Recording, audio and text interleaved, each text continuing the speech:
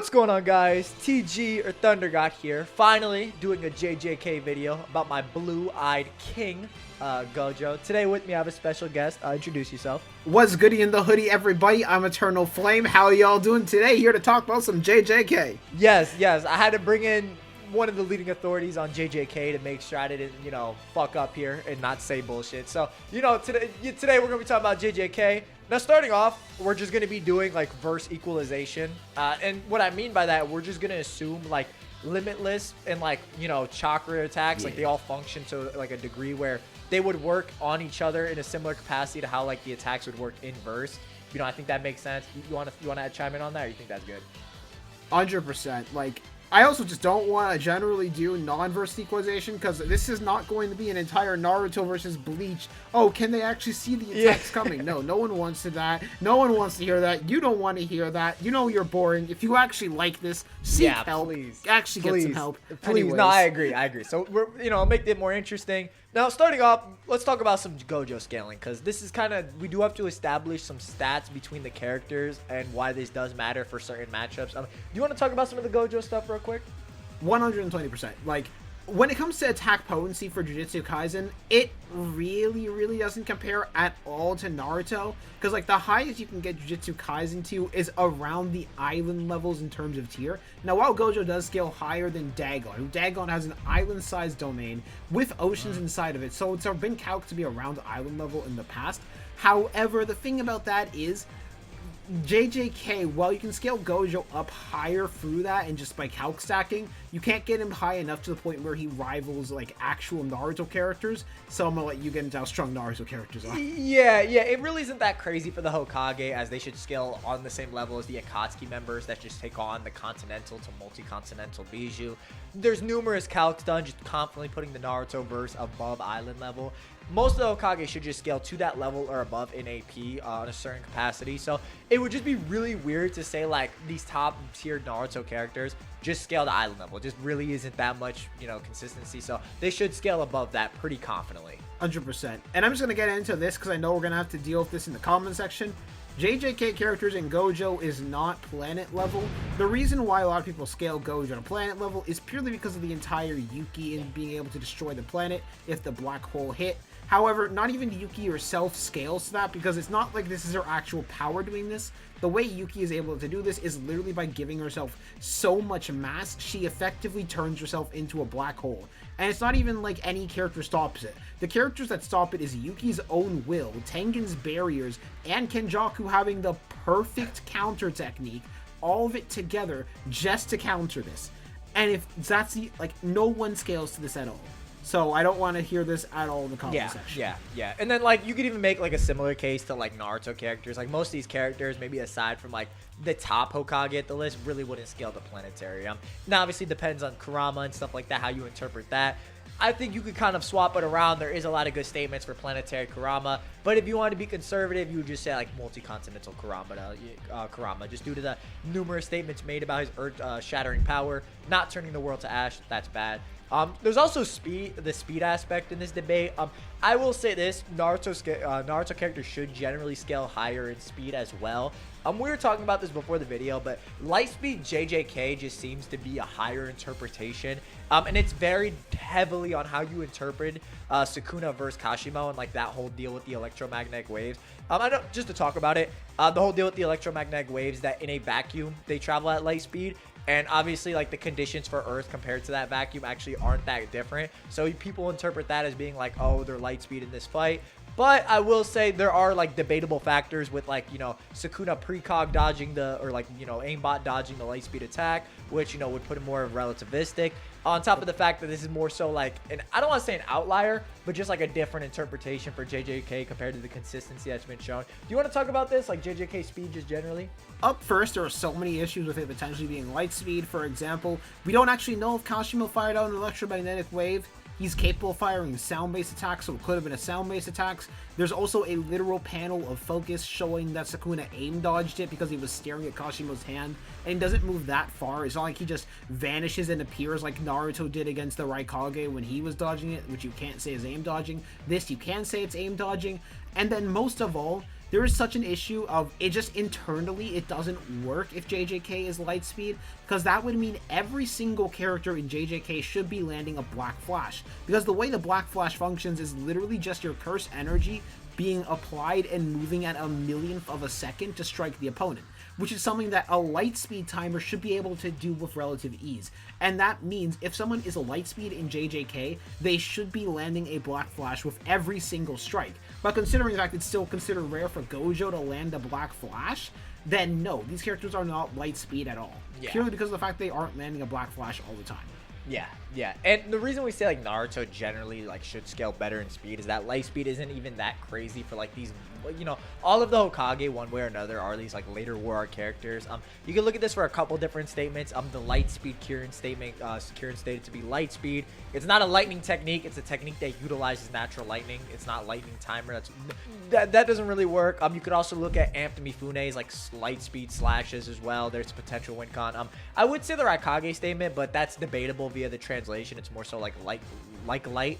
So at the very least, they would just scale to like a higher interpretation of Gojo, or just scale blatantly above. And that's being like really conservative to like the Naruto side, just generally speaking. So regardless, it just wouldn't make too much of a difference in this matchup either way. And we'll talk about that for a couple different reasons when we actually get into the discussion.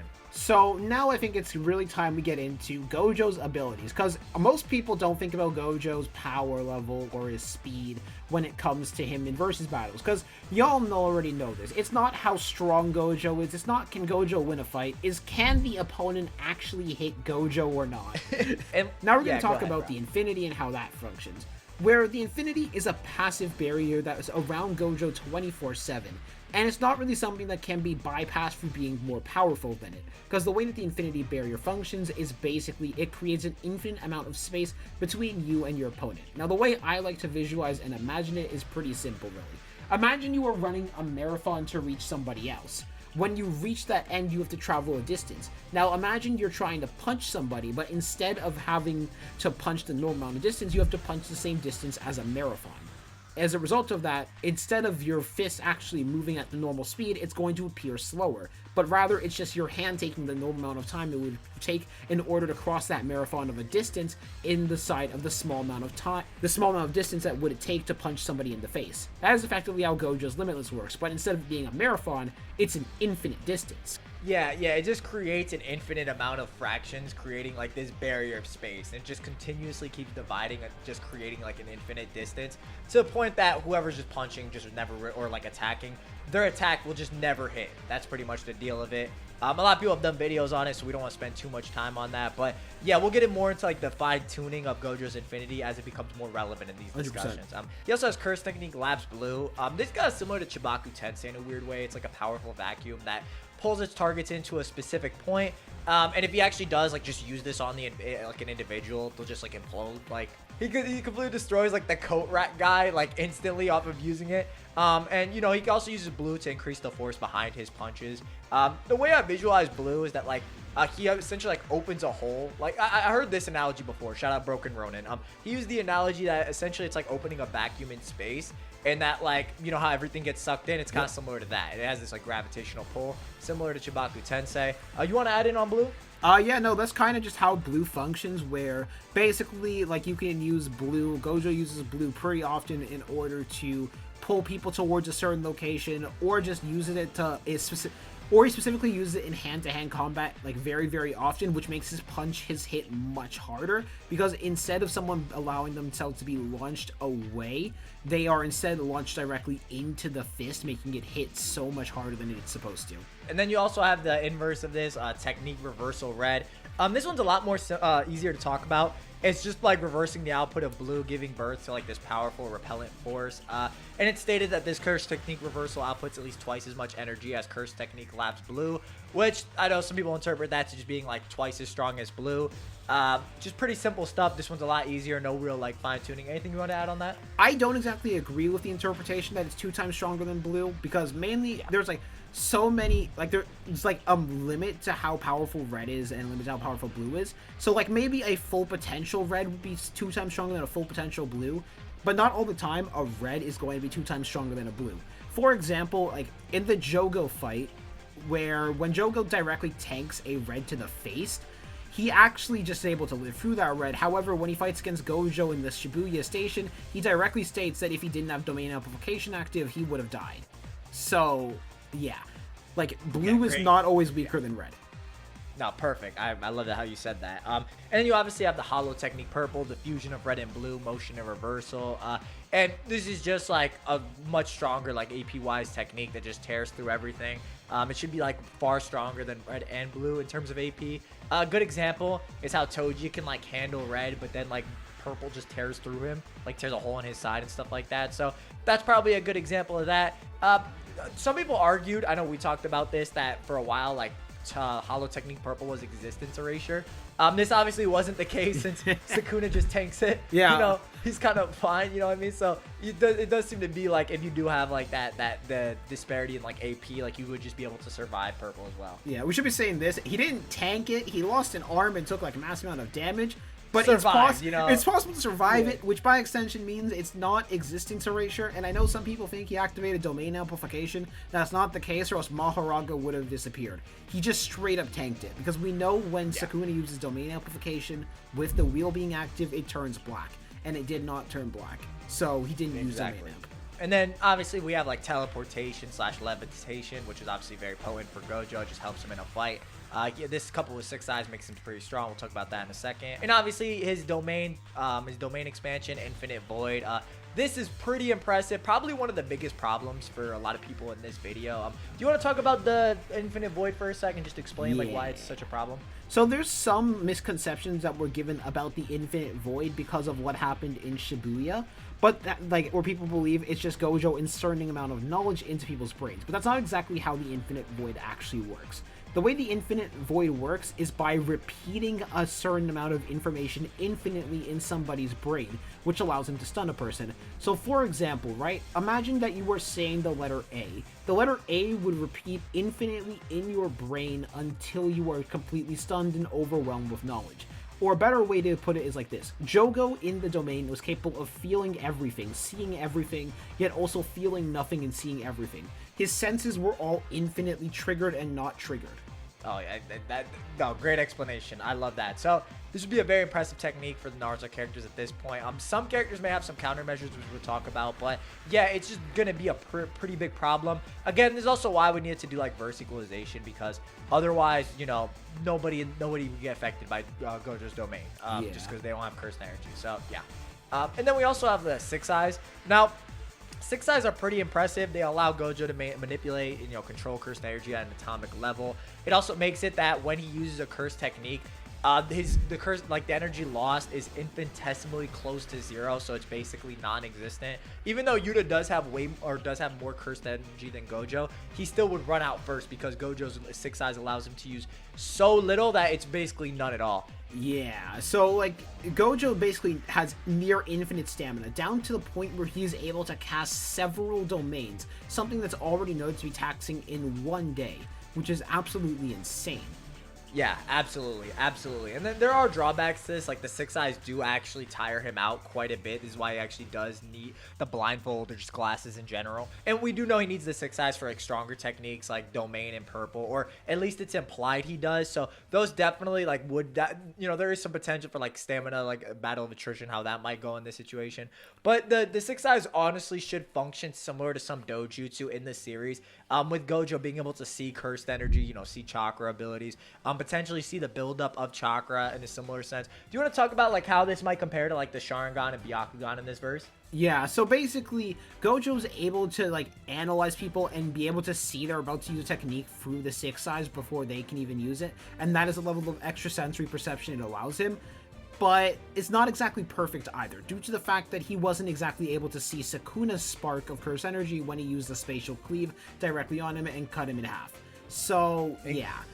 It's not perfect. It can be like, if someone's fast enough somehow to activate it before Gojo can catch on, then it will be able to hit him. But it's not but it's still very useful nonetheless. Exactly. Perfect. And then I also know the fan book statement of him having, you know, even with his blindfold on, his perception with 6 eyes is akin to high resolution thermal graphics. So it's just going to be very impressive in this situation. But I think we've rambled on Gojo quite enough. I actually think we can get into the matchups and how they would necessarily go. Yeah. Before we start the matchups, there's one thing we do need to establish, because I know there's going to be a few of you people in the comments. We're just going, for the sake of this video, assume speed blitzing on Limitless is not a possibility.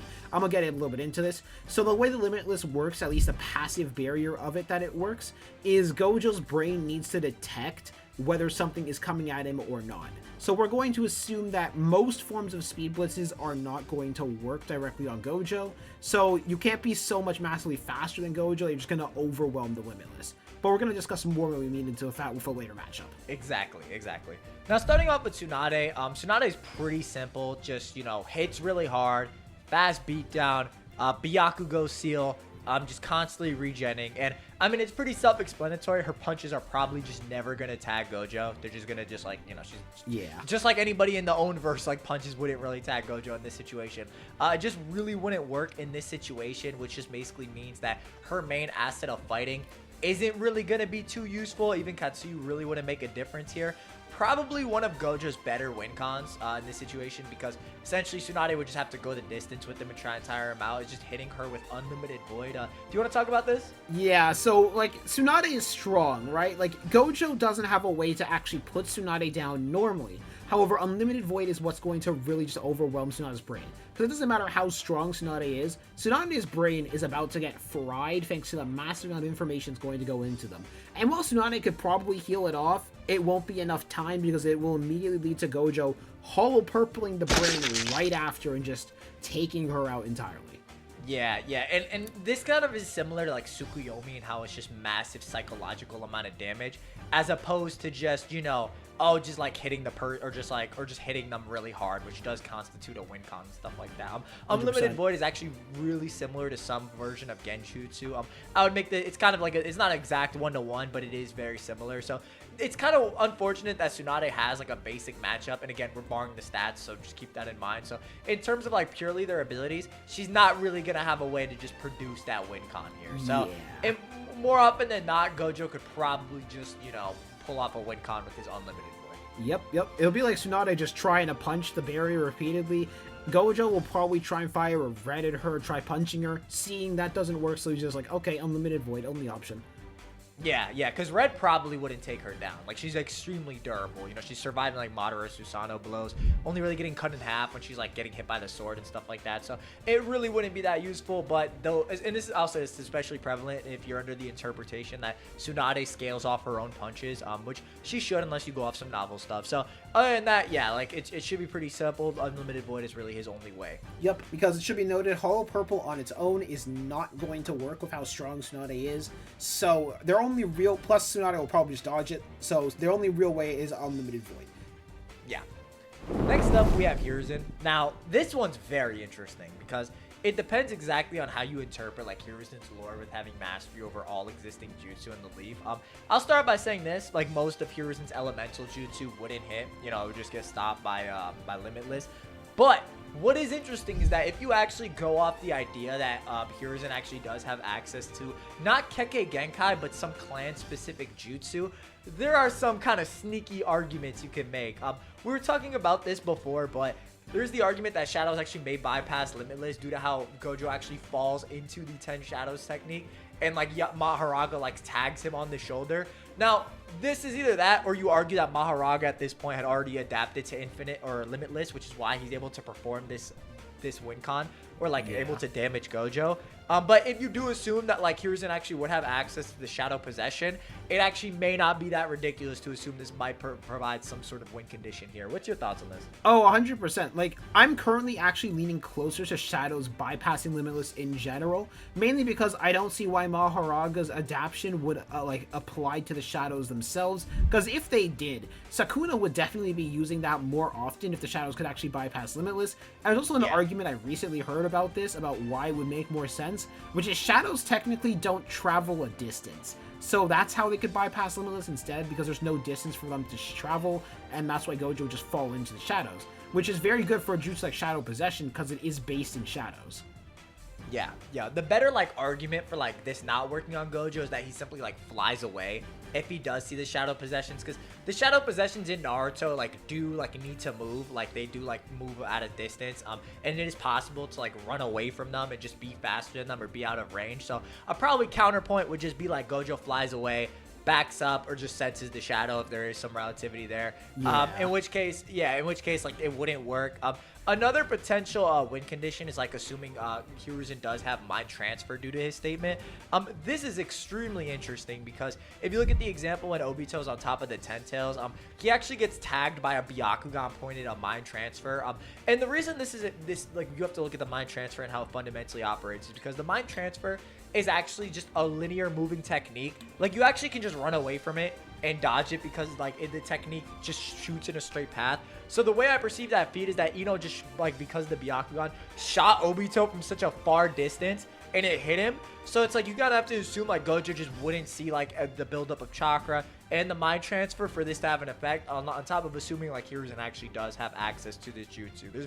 So again, the reason this is important is because Obito has a Sharingan and a Rinnegan. He's not sensing any of this. So it would be pretty important to discuss. Like, what do you think about this? To add even more fuel to this argument, like to make a similar comparison, it's not like Obito doesn't have any visual sensory abilities. He has a Mangekyo Sharingan and a Rinnegan, two of the highest tier levels of dojutsus in sensory abilities, and he still wasn't able to perceive this happening or even sense this. So this may have some sensory hidden abilities that might allow it to stay hidden from Gojo's 6 eyes as well, if the likes of the Rinnegan can't even see it. So that's absolutely insane. Agreed.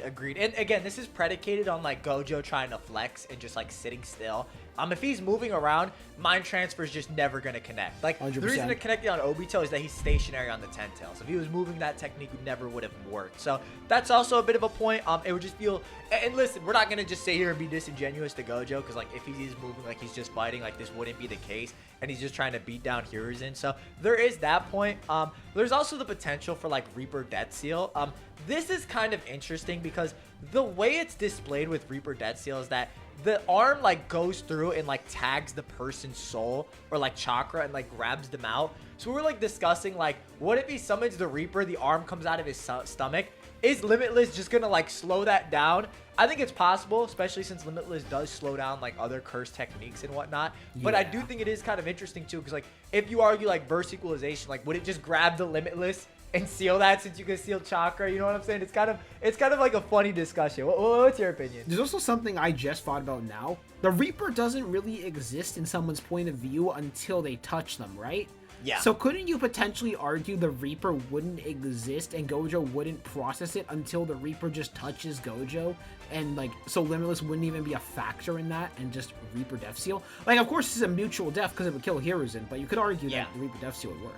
Yeah, that is a very interesting point too, and it can steal large amounts. So it's definitely like a cool niche win con. It kind of does depend on that. And the Reaper is like its own thing. It's like this completely different tier of like sealing and whatnot. So there definitely is the case to be made.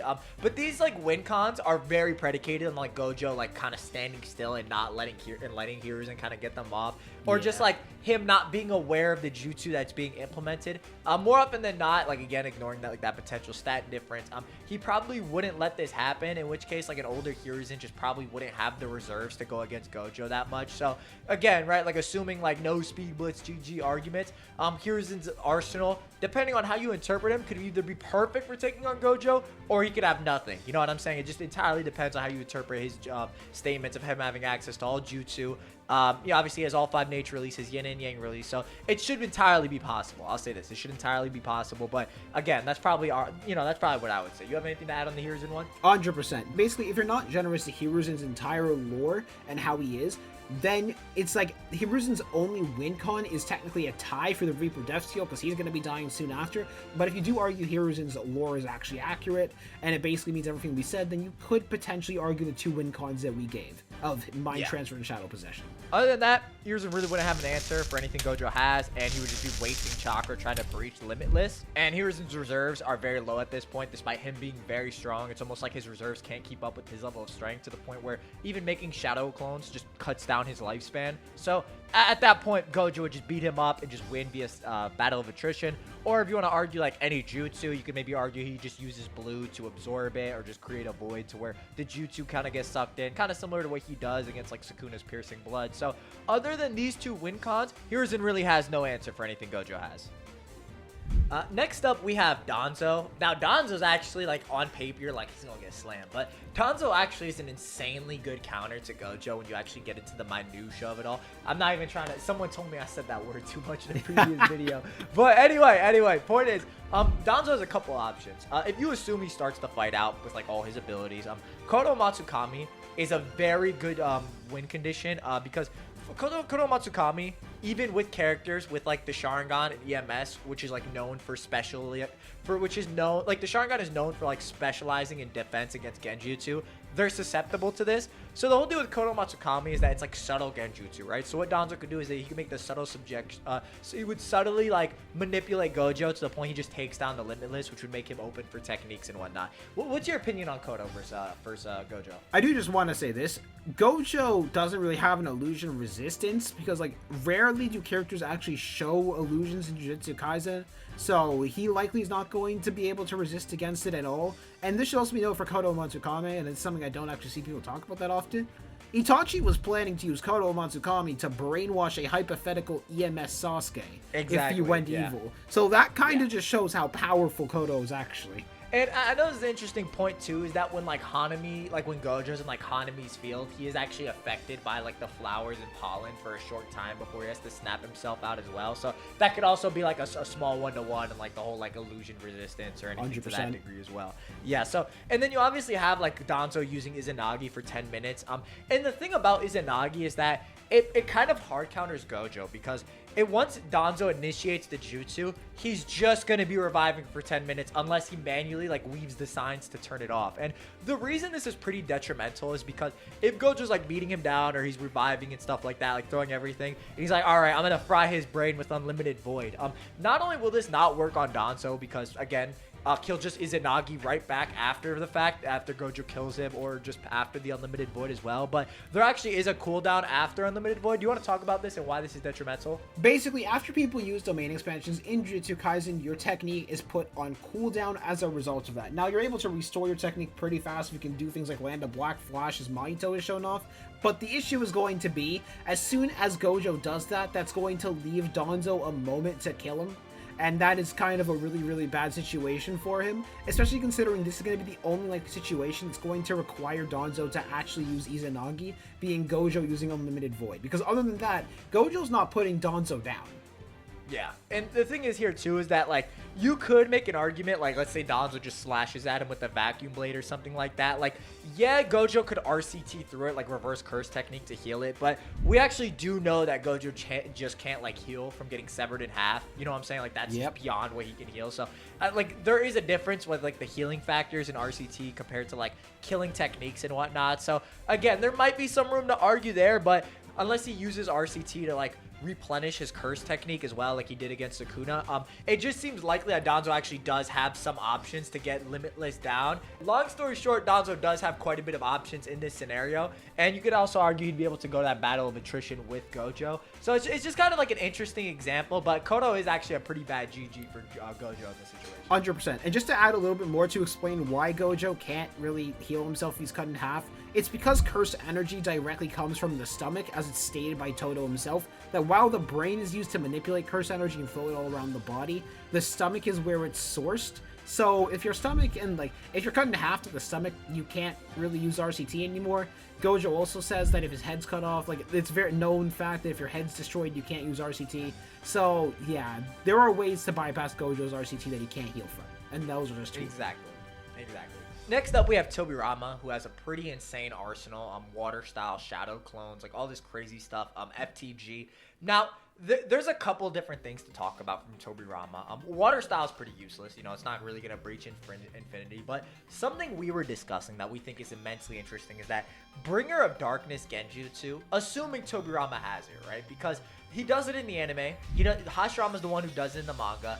But Hashirama has Yang release, whereas Tobirama has Yin release, so it would make more sense that he would be able to do it. So probably Kishimoto's assistants messed up on that, but we'll assume he can do it here. And if you do go under that assumption, Bringer of Darkness actually does hard counter Limitless pretty hard, because it essentially removes all of Gojo's vision and his ability to like stop things that in his like field of vision, or like he can sense, and like slow them down. Do you want to like talk about this a little bit more? Oh, 100%. Like the Six Sides is Gojo's perception ability, and it's the main thing that allows him to even use his curse technique to the level of efficiency he does. Like Kashimo directly says that if it wasn't for the fact that Gojo had his Six Eyes, Sukuna would be leagues ahead of him in terms of efficiency.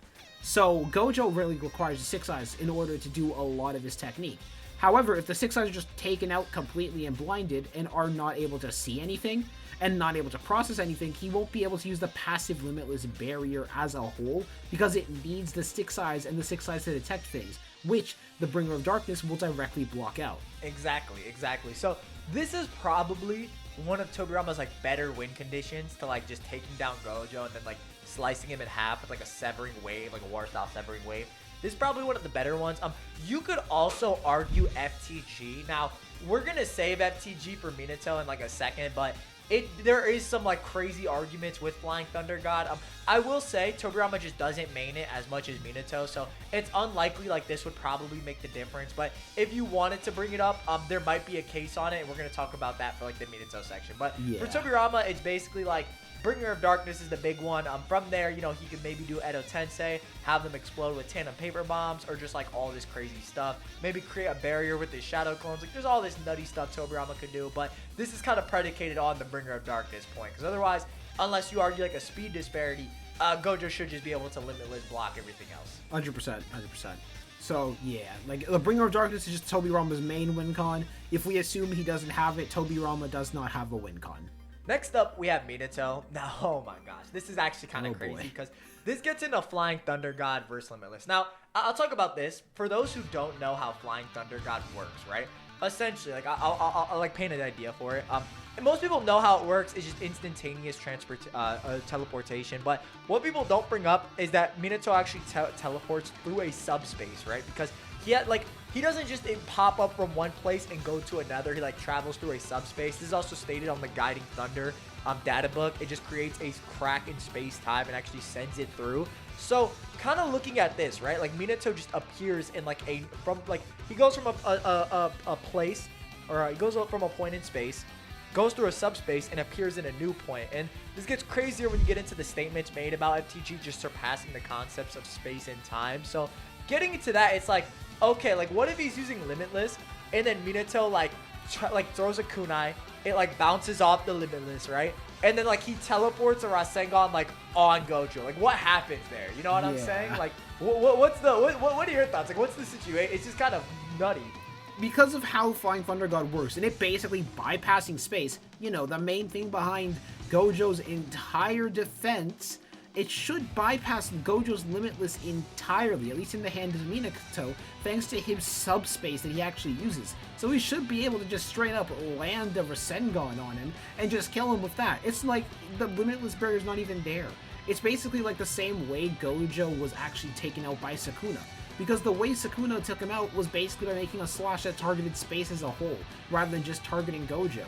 So Minato can just do that. It's really weird. It's really weird and funny to discuss. Honestly, in my opinion, I think it's kind of interesting as well. There's fun things you argue, like Gojo using like Hollow Purple, and then Minato could use like Guiding Thunder and then drop it right back on Gojo. He should be able to. Like, and we were discussing this too. Yeah, like Hollow Purple scales above Limitless. Like it can't hit Gojo and stuff like that, or it bypasses that. So it's just like he could unironically just use unironically use Gojo's best move against him in this situation. Yeah, I just imagine like Gojo tries firing a Hollow Purple at him. Minato just decides, you know what? Eat your own Hollow Purple. And Gojo just ends up getting injured, you know, his eye missing, like, or not missing, his eye being damaged. Because, like, yeah, the damage is reduced. It's not reduced by that much because Gojo still took some damage from the Hollow Purple. Exactly. And then Gojo tries to open an unlimited void. He just teleports out the way again. And Gojo's now on technique cooldown. Like, Minato is his worst opponent because it's in character for Minato to teleport out the way of attacks and not let them hit them, and then teleport attacks back at an opponent. Yeah. Something that's interesting too is I think there could be an argument that Limitless and Kamui kind of function similarly, with them both being like these passive abilities and whatnot. With Minato actually needing to wait till Obito materializes to tag him. But yeah, like some people have argued this as well, that like even though Kamui is passive, at some point like the passive ability doesn't need to initiate, and you actually can blitz it. I don't really agree with I think these arguments are kind of like, you know, you could argue it one way or another, but I will say, like, if you do argue something similar and that Minato can just like kind of appear in these like, it's just so like weird to discuss, you know what I'm saying? Like he's just essentially like teleporting beyond like these movements in space and time. So it's kind of crazy. It's kind of crazy to discuss like FTG versus Limitless. I think it's kind of a fun discussion, but at worst, like Gojo would just never be able to hit him with Unlimited Void. And just, you know, you would just be teleporting around. We also discussed the Reaper Dead Seal argument, which is also something that applies to Minato if you want to argue that for Hiruzen. So there is some pretty funny things you could argue with like the Minato stuff. It is kind of like a crazy point, especially with how ridiculous you wank like FTG and stuff like that, especially with like him potentially leaving marks on Gojo if Gojo actually does take down Limitless or something like that. It's just pretty crazy. So yeah, any closing thoughts in the Minato section? It's super interesting just to think about overall, because like Minato is just like worst case scenario, right? Minato gets a tie because Gojo stops firing hollow purples but can't do anything against Minato, and Minato just decides, and like if we assume this doesn't work, then Minato ends up winning. But if we assume it does work, then yeah, Minato just slams him. It's really, really bad for like Gojo, that Gojo just does not have any win cons. And this is all assuming Gojo somehow figures it out and doesn't do any of the things. Because if Gojo activates Unlimited Void, it's game over for him, because Minato will immediately take advantage of that. And the interesting thing about FTG too that I will mention as well is that it's actually like implied or like displayed that you can like change your angle or like move a little bit in the subspace as you're teleporting. So it's like when he actually tags Obito, what in the manga, the anime changes it up so like Minato looks like a blitz tier above Obito, but in the manga when Minato teleports on Obito, the Rasengan's on his back. So it's like it's really crazy what you kind of have to argue. You kind of have to argue like it's just kind of nutty. It's kind of nutty like arguing 100%. Like Minato appears in the Limitless and like while the Rasengan's like already pre-placed. It's just kind of insane. So, you know, there's a little bit of a fun discussion to be had there, but at the absolute worst, Minato does have other options.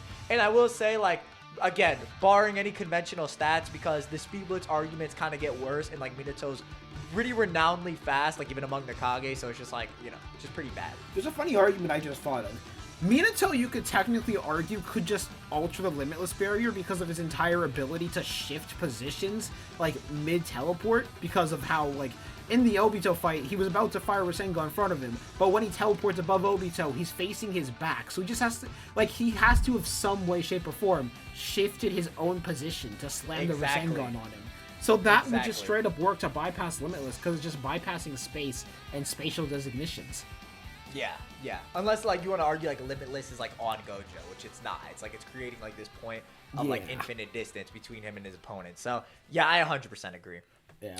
Next up, we have Hashirama, who actually does have Bringer of Darkness, unlike Tobirama, who's, like, it's a little fraudulent, but we don't know. Like, he probably does, but I was being generous. But Hashirama actually does have that. So, like, this Uchiha countering Genjutsu is going to be pretty bad for Gojo.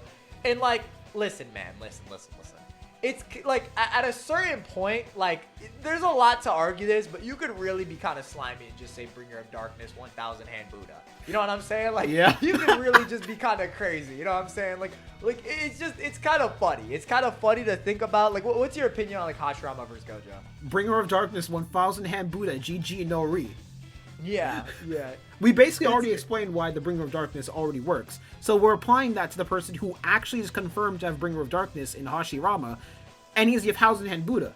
And here's the thing about Gojo, you can't even argue he uses a domain expansion, because the distance will be too far. You've seen how big the 1,000 Hand Buddha is. So that's just going to be killing him, and he won't be able to reach him. So GG, no Ri. Yeah.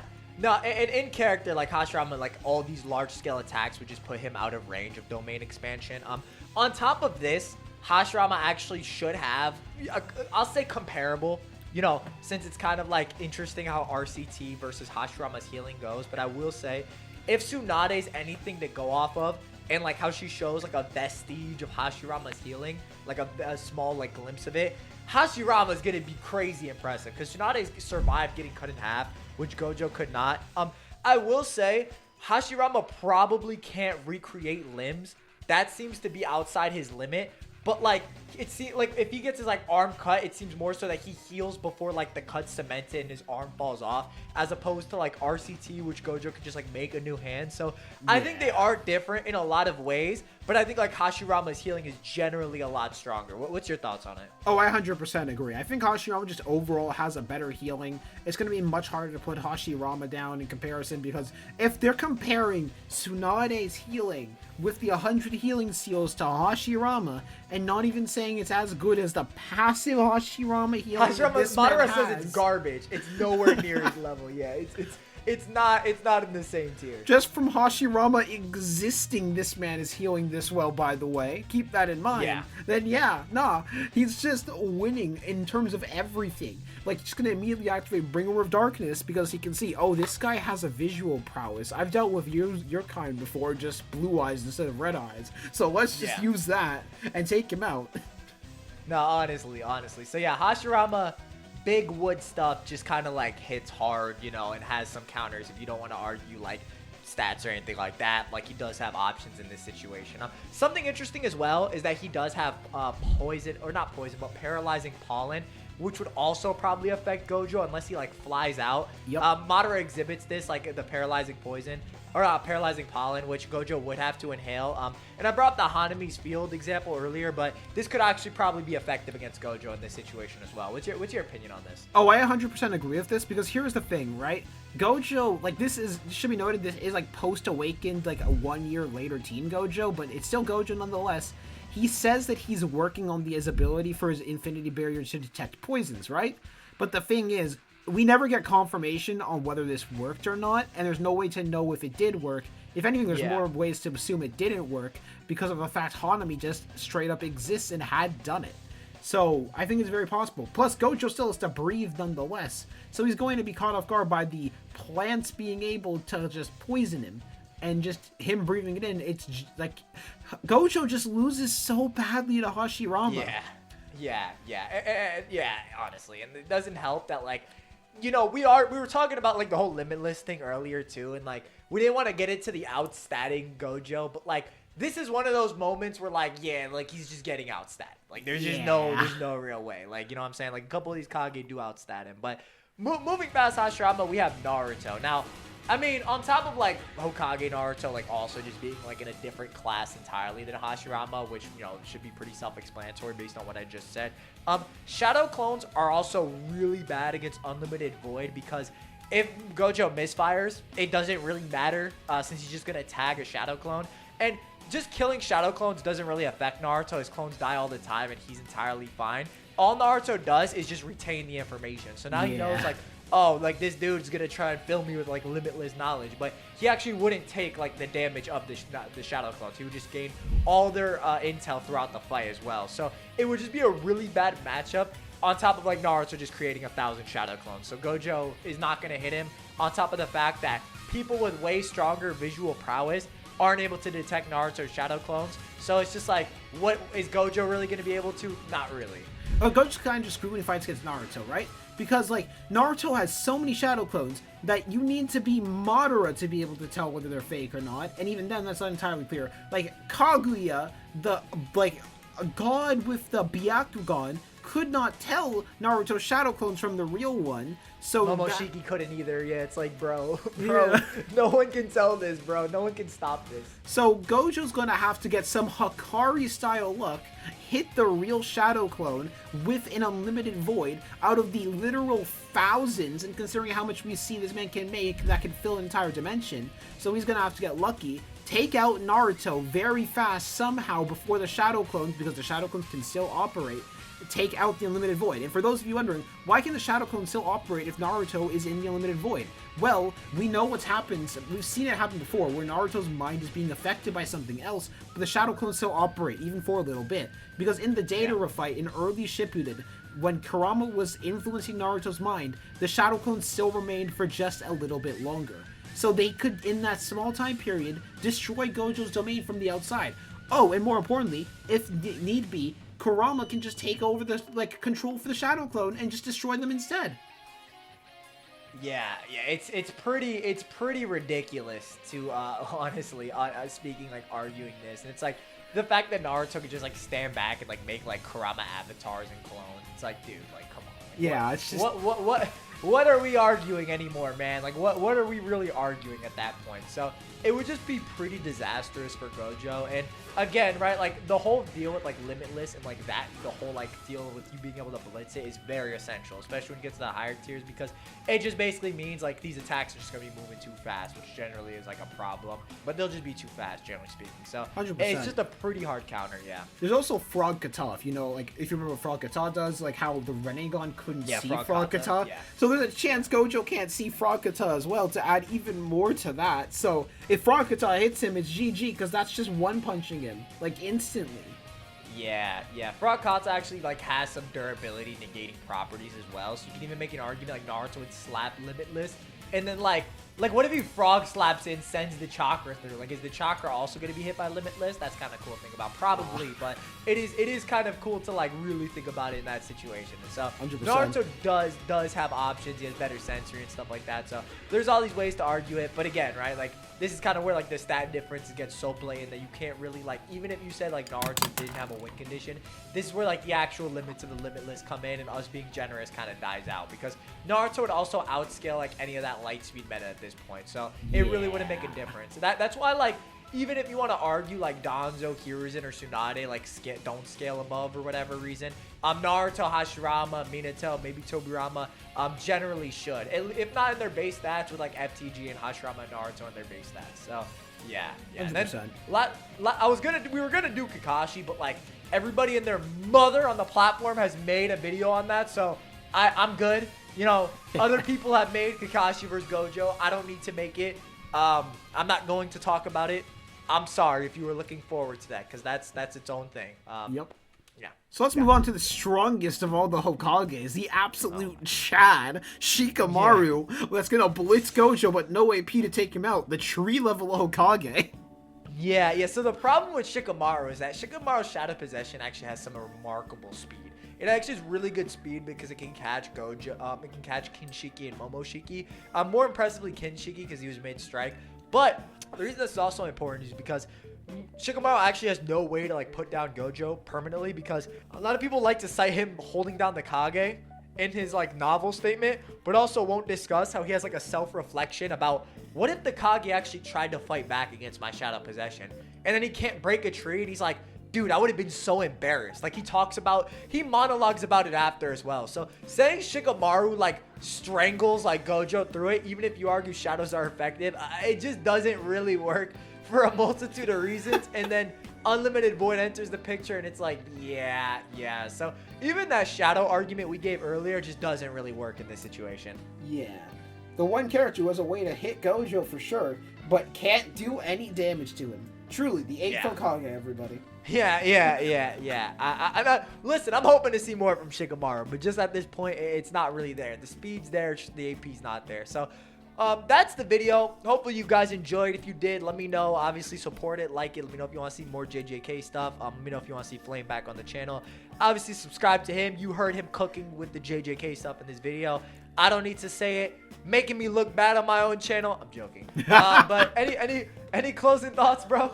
Yeah, that's about everything we need to say. This has been a really good video, and just remember, Boruto's cool. Anyways, let's Yeah, it was a fun video. If you want it to be like super lame, you can get into the speedwood stuff. We tried to make it like depending on scaling, but just a fun little discussion. You know what I'm saying? Let me know if you guys enjoyed it, all that stuff. But I'll catch you next time. Bye bye.